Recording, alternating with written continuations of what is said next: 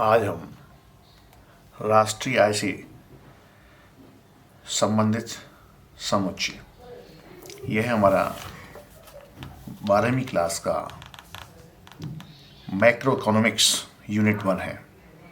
इसमें सबसे पहले what is macro economics, syllabus के अकॉर्डिंग हम देखते हैं। सिलेबस में पहला पॉइंट है व्हाट इज मैक्रो इकोनॉमिक्स, समष्टि अर्थशास्त्र क्या है। तो इसमें हम पहले डेफिनेशन को देखेंगे, फिर इस पर डिस्कस करेंगे। यह आर्थिक सिद्धांत की वह शाखा है जिसमें संपूर्ण अर्थव्यवस्था का एक इकाई के रूप में अध्ययन किया जाता है। समष्टि अर्थशास्त्र में हम लोग संपूर्ण अर्थव्यवस्था का एक इकाई के रूप में अध्ययन करते हैं। पूरी अर्थव्यवस्था का, अपनी भारतवर्ष की अर्थव्यवस्था का एक इकाई के रूप में अध्ययन करना समष्टि अर्थशास्त्र है। जैसे समग्र मांग,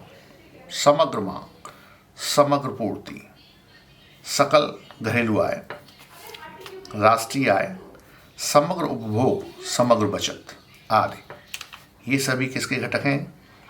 समष्टि अर्थशास्त्र।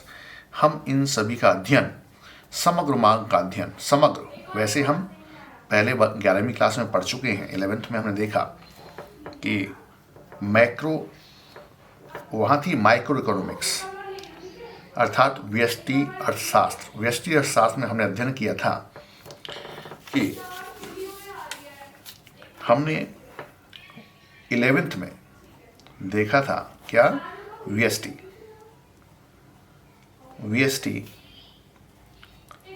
अर्थशास्त्र, व्यष्टि अर्थशास्त्र अर्थात माइक्रो इकोनॉमिक्स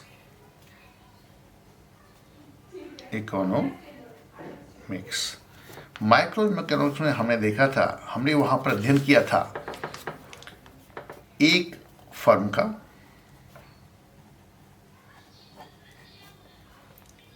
एक फर्म की मांग या एक परिवार की मांग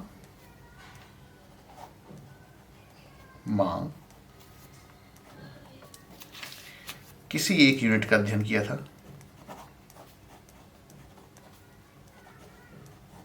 किसी एक यूनिट का अध्ययन किया। कहाँ किया था? 11th class. किसमें? माइक्रो इकोनॉमिक्स में। अब हम बात करते हैं मैक्रो की। हम बात कर रहे हैं मैक्रो की। मैक्रो इकोनॉमिक्स, जब हम मैक्रो इकोनॉमिक्स की बात करते हैं अर्थात समष्टि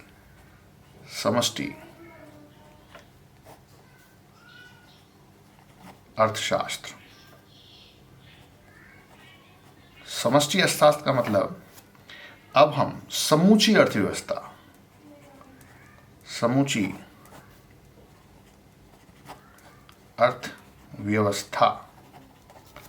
का अध्ययन करेंगे। जैसे समग्र मांग, समग्र पूर्ति, पूरी अर्थव्यवस्था की कितनी मांग है, यहां हम समग्र पढ़ेंगे। समग्र, एग्रीगेट डिमांड, एग्रीगेट सप्लाई, इस तरह की बातें हम कहाँ पढ़ेंगे? अपने समष्टि अर्थशास्त्र में। हमने जैसा कि डेफिनेशन देखा है, क्या देखा डेफिनेशन में? Macro economics is that part of economic theory which studies the economy in its totality or as a whole. Example: aggregate demand, aggregate supply, gross demand, gross domestic product, national income, aggregate consumption, aggregate saving. These are all studies in macro economics. Next हमारा इसका topic है final goods and intermediate goods. अब हम पढ़ेंगे कि अंतिम वस्तुएं तथा मध्यवर्ती वस्तुएं क्या हैं। जैसा कि हम देख पा रहे हैं कि अंतिम वस्तुएं final goods refer to those goods which are used either for consumption और फॉर इन्वेस्टमेंट। या तो फाइनल गुड का हम क्या करेंगे, कंज्यूम करेंगे, या फिर क्या करेंगे, इन्वेस्टमेंट करेंगे। Final goods includes goods purchased by consumer household as they are meant for final consumption like milk purchased by household. It means final goods को हमारे कंज्यूमर कंज्यूम करेंगे या उसका इन्वेस्टमेंट करेंगे। For example first final goods में first देखते हैं कि goods purchased by consumer house they are meant for final consumption. It means they are meant for final consumption. It means वो मिल्क लेने गए मार्केट से, मिल्क परचेज किया तो उन्होंने चाय बना के उसको पी लिया या डायरेक्ट उसको पी लिया।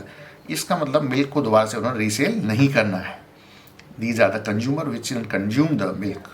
It means फाइनली जो फाइनल गुड्स हैं उनको कंज्यूम किया जाएगा या क्या किया जाएगा, इन्वेस्ट किया जाएगा। Next point, goods purchased. Next point क्या है, goods purchased by firm for capital formation और investment like machinery purchased by a firm. Final goods में कंज्यूम करेंगे हम, कंज्यूमेबल गुड्स आएंगी, और दूसरी क्या आएंगी, इन्वेस्टमेंट वाली गुड्स। इट मीन्स अगर कोई इन्वेस्टमेंट करेगी फर्म तो फाइनल गुड्स को परचेज करेगी, उससे क्या करेगी, कैपिटल फॉर्मेशन। इट मीन्स बार बार उससे कुछ ना कुछ प्रोडक्शन होता रहेगा। दो तरह से हम फाइनल गुड्स को देख सकते हैं। नेक्स्ट इंपॉर्टेंट पॉइंट है फाइनल गुड्स के लिए, it must be noted that final goods are neither resold nor used for any further transformation in the process of production. It means जो फाइनल गुड्स होंगे neither resold, इसका मतलब उनको दोबारा से रीसोल्ड नहीं किया जाएगा, और फर्दर ट्रांसफॉर्मेशन, और उनका कोई भी उसमें कोई फर्दर ट्रांसफॉर्मेशन भी नहीं होगा, कोई चेंज नहीं होगा इन द प्रोसेस ऑफ प्रोडक्शन। जब वो फाइनली प्रोडक्ट हो जाएंगी तो उनमें कोई फाइनली चेंज नहीं किया जाएगा। जैसे फाइनल गुड्स हम मान लेते हैं, किसान ने ट्रैक्टर लिया, किसान ने परचेज क्या किया, ट्रैक्टर परचेज किया। अगर ट्रैक्टर परचेज किया उसने तो फाइनली क्या करेंगे, वो उसका वो यूज़ करेंगे। क्या करेंगे, यूज़। उसमें कोई ना तो कोई मूल्य वृद्धि हो सकती है, दोबारा से नहीं बेचेंगे, मूल्य वृद्धि नहीं होगी, क्योंकि उन्होंने अपने प्रयोग के लिए लिया है, ना ही कोई फर्दर उसमें कोई ट्रांसफॉर्मेशन होगा, ना ही कोई उसमें चेंज होगा। मुख्यतः इसको डिफाइन करने के लिए हम देख सकते हैं, अंतिम वस्तुएं हैं जिनका के उपभोग उपभोक्ता द्वारा या निवेश के लिए किया जाता है। अंतिम वस्तुओं में शामिल हैं, एक परिवार द्वारा अंतिम उपभोग के लिए खरीदी गई वस्तुएं, जैसे एक परिवार द्वारा खरीदा गया दूध। अगर एक परिवार दूध खरीदता है और उसको वो कंज्यूम कर लेता है, इट मीन्स ये फाइनल गुड्स थी और ये इसका अंतिम उपभोक्ता ने अंतिम उपभोग के लिए एक वस्तु खरीदी। किसी फर्म द्वारा खरीदा गया सामान, जैसे किसी फर्म द्वारा खरीदा गया सामान निवेश या उत्पादन के लिए, जैसे मशीनरी खरीदी किसी फर्म ने, किसके लिए, फाइनल प्रोडक्शन के लिए, आगे प्रोडक्शन बढ़ाने के लिए कोई मशीनरी खरीदी है तो वो फाइनल गुड। लेकिन क्या किसने लिया, उसको खरीदा किसी फर्म ने, किस काम के लिए, फाइनल प्रोडक्शन के लिए। इट मीन्स ये कैपिटल गुड है, और ये कैपिटल गुड किस काम के, ये जस्ट लाइक इन्वेस्टमेंट है इन्वेस्टर का। हम यह हमें नोट करना चाहिए कि अंतिम वस्तुओं को न तो पुनः बेचा जा सकता है और न ही उनमें कोई बदलाव किया जा सकता है। It means it must be noted that final goods are neither resold nor used for any further transformation in the process of production। ये हमें ध्यान देना है। नेक्स्ट आता है इंटरमीडिएट गुड्स। नेक्स्ट क्या है? इंटरमीडिएट गुड्स या मध्यवर्ती वस्तुएं। मध्यवर्ती वस्तुएं कौन सी हैं, इनको हम समझ लेते हैं। Intermediate goods refer to those goods which are used either for resale or for further production in the same year। उसी साल में उनको क्या करना है? उनको रीसेल कर देना है। आइदर यूज फॉर रीसेल, या तो उनको इस साल में बेचा जाएगा, और फॉर फर्दर प्रोडक्शन, या फिर उनको उसी साल में प्रोडक्शन में यूज कर लिया जाएगा। जैसे फॉर एग्जाम्पल हम बात कर रहे हैं मध्यवर्ती वस्तुओं की, तो मध्यवर्ती वस्तुओं में अगर किसान से कॉटन लिया किसी ने, किसने? कॉटन। और किसने लिया कॉटन? किसान से कॉटन लिया कोई थ्रेड बनाने वाली कंपनी ने, थ्रेड बनाने वाली फर्म ने, और उस कॉटन को लेने के बाद थ्रेड बना दिया गया, थ्रेड बना लिया गया, तो which are used either for resale, या तो उस कॉटन को सीधा ही सेल किया जाए या फिर उसको थ्रेड बनाया जाए उसी सेम ईयर में और थ्रेड बना के आगे बेचा जाए। Goods purchased for resale like milk purchased bye dairy shop. जैसे डेयरी शॉप ने मिल्क खरीदा, किस काम के लिए खरीदा? आगे बेचने के लिए। उसने डेयरी शॉप ने मिल्क खरीदा, फिर दूसरे व्यापारी को या घर वालों को, किसी को भी उसने रीसेल कर दिया। So goods use for further production like milk used for making sweets. अगर मिल्क किसी हलवाई ने खरीदा और उसको स्वीट्स बना करके चेंज करके उसको फिर से रीसेल कर दिया, इसका मतलब क्या हुआ? ये इंटरमीडिएट गुड्स हो गए। इसका मतलब उसने उनका उपयोग किया। मिल्क लिया किससे? मिल्कमैन से। मिल्कमैन से मिल्क लेने के बाद क्या किया? उस मिल्क से स्वीट्स बना दिया। क्या बना दिया? स्वीट्स। और स्वीट्स को रीसेल कर दिया। These are the intermediate goods. Goods used up, basically क्या हुआ? Goods used up in the same year are intermediate goods. इसका मतलब उसी साल में उनको कंज्यूम हो जाना है, उनको यूज कर लेना है। Goods use in the same year, इसका मतलब उसी साल में उनको चेंज कर देना है, उसी साल में उससे नई प्रोडक्शन बना देना है। If they remain more than 1 year then it treated as final good. अगर वो 1 साल से अतिरिक्त समय के लिए फर्म के पास रहती हैं गुड्स, तो उनको हम अगले साल में क्या मान लेंगे? उनको फाइनल गुड्स मान के अपने अकाउंट को मेंटेन करेंगे। They are generally purchased by one production unit from another production unit. They are generally purchased by the one production unit. ये जनरली क्या होता है? एक प्रोडक्शन यूनिट से दूसरी प्रोडक्शन यूनिट खरीद लेती है और फिर उसको कुछ नया बना करके आगे बेच देती है। Intermediate goods remain with in the production boundary. Intermediate goods कहाँ रहती हैं? With in the production boundaries.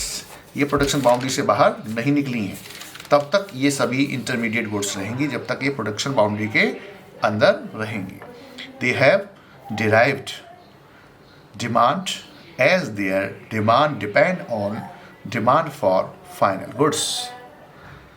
They have derived demand as their demand depends on demand for the final goods.